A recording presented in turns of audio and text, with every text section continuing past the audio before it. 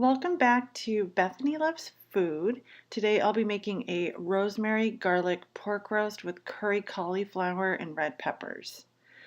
So the first thing that I do is I actually take a knife and poke holes in the top of the pork roast. And I don't go all the way down to the bottom of the pork roast, but just enough because I'm actually going to be stuffing it with garlic.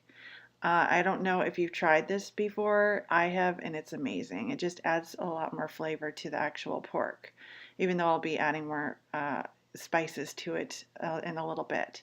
So I'm just going deep enough into the pork where it is, just a little bit into the hole. You don't want to smush it all the way down, of course. So I just did 3 slots, and then I found a pretty big bulb of garlic.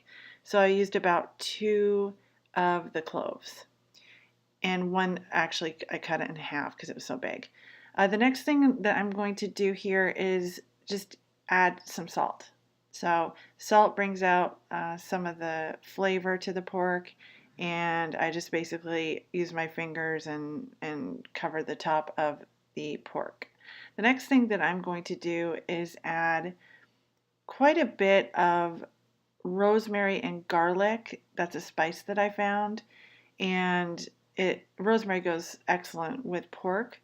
So I'm putting quite a bit of that spice on top of the pork roast because I just want it to be super, super flavorful.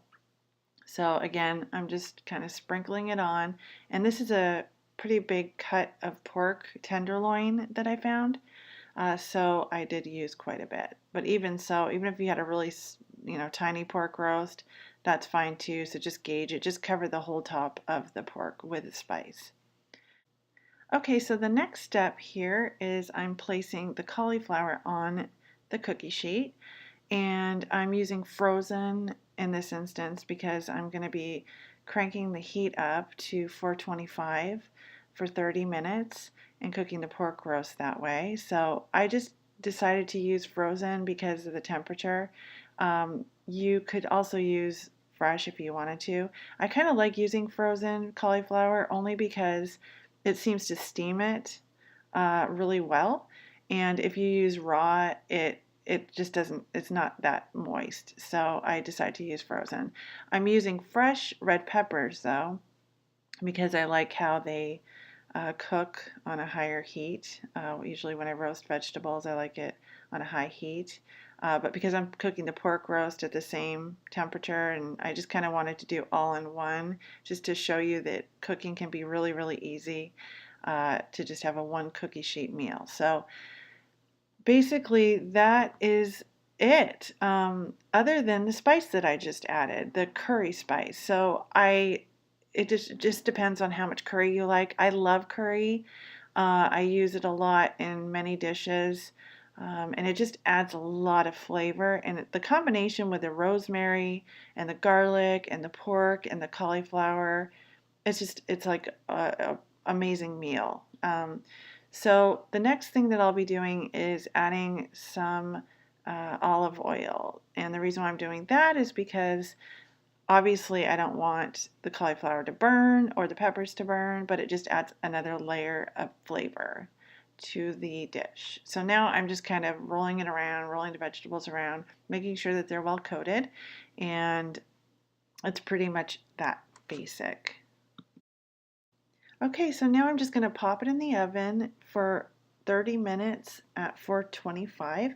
Just make sure when you're cooking a pork that you check the back of the package to see how long it actually needs to cook for and at what temperature. You may want to take the vegetables and put them in a separate dish and cook them at 400 for about 20 minutes if the pork is too big, because you don't want the vegetables to burn if it has to actually cook longer. But this one is 30 minutes at 425, and the vegetables worked perfectly with this pork roast and the size of it. Okay, so as you can see, it just came out of the oven and it's nice and hot and steaming. And last thing you want to do is remove it from that cookie sheet. You can just keep it on the same aluminum foil, put it on a plate, wrap it up, and let it sit for about 10 minutes. That way that the juices redistribute.